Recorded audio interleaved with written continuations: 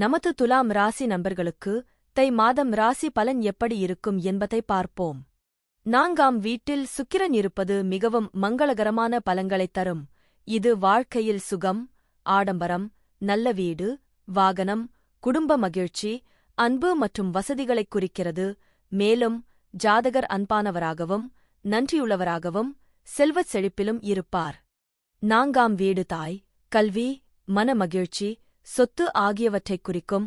அங்கே சுக்கிரன் இருப்பது இந்த விஷயங்களில் பெரும் நன்மைகளைத் தரும்.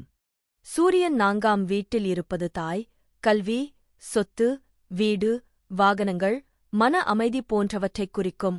இது சில நேரங்களில் சவால்களைத் தந்தாலும் தாயின் உடல்நலம், வசதிகள் மற்றும் மன நிறைவு ஆகியவற்றில் தாக்கத்தை ஏற்படுத்தும். புதன் 4ஆம் வீட்டில் இருப்பது தாயார், கல்வி, சுகம், சொத்து, வாகனங்கள் ஆகியவற்றில் தாக்கம் செலுத்தும். இது பொதுவாக நல்ல பலன்களைத் தரும். குறிப்பாக மிதுன ராசியில் லக்னத்தின்படி ஆட்சி அல்லது உச்சம் பெற்றால் ராஜ வாழ்க்கையை அளிக்கும். இருப்பினும் சூழ்நிலையைப் பொறுத்து சில நேரங்களில் மனக்குழப்பம், உறவுகளில் சிக்கல், பிறரின் வருமானத்தைப் பாதிக்கும். 4ஆவது வீட்டில் செவ்வாய் இருப்பது பெரும்பாலும் தாய், வீடு, சொத்து மற்றும் வாகனங்கள் தொடர்பான சவால்களைக் குறிக்கிறது. இது வீட்டு பதற்றம், சொத்து தகராறுகள் அல்லது விபத்துக்களை ஏற்படுத்தக்கூடும். ஆனால் பொருள் வசதிகள் மற்றும் ஒரு போராளியின் மன உறுதிக்கான வலுவான விருப்பத்தையும் குறிக்கலாம்.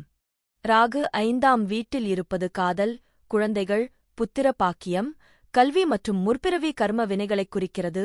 இது சில நேரங்களில் புத்திர தோஷத்தை ஏற்படுத்தலாம் அல்லது எதிர்பாராத காதல் உறவுகளைத் தரலாம். ஆனால் நல்ல உறவுகள், சமூக அந்தஸ்து, நல்ல பெயர் மற்றும் உயர்ந்த அறிவுத்திறனையும் தரக்கூடியது.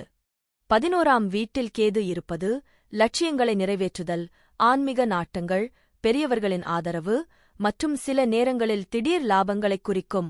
இது சமூகத்தில் நல்ல பெயர், தொண்டு செயல்களில் ஈடுபாடு மற்றும் மூத்த சகோதரிகள் நல்லுறவை உண்டாக்கும். ஆனால் சில மறைமுகப் போராட்டங்களையும் பிடிப்பற்ற தன்மையையும் தரலாம். குரு 9ஆம் வீட்டில் இருப்பது ஆன்மீக நாட்டங்கள், தந்தை வழி உறவு மேம்பாடு, வெளிநாட்டுப் பயணம், அதிர்ஷ்டம், உயர்கல்வி, தர்ம வழியில் நடப்பது, ஞானம், நல்லொழுக்கம் மற்றும் வாழ்க்கையில் உயர்ந்த நிலையை அடைவதற்கான பலன்களைத் தரும். இது ஒரு யோகமான நிலை. சனி பகவான் 6ஆம் வீட்டில் இருப்பது சவால்களைச் சமாளிக்க உதவும். கடின உழைப்பு, ஒழுக்கம் மற்றும் நிதி ஸ்திரத்தன்மையைக் கொடுக்கும். ஆனால் கடன்கள், எதிரிகள், நோய்கள் போன்ற பிரச்சினைகளை ஏற்படுத்தும். இருப்பினும் நட்பு கிரகங்களுடன் இணைந்தால் நற்பலன்களைத் தரும். இது ஒரு சிறந்த நிலை என்றும் கருதப்படுகிறது.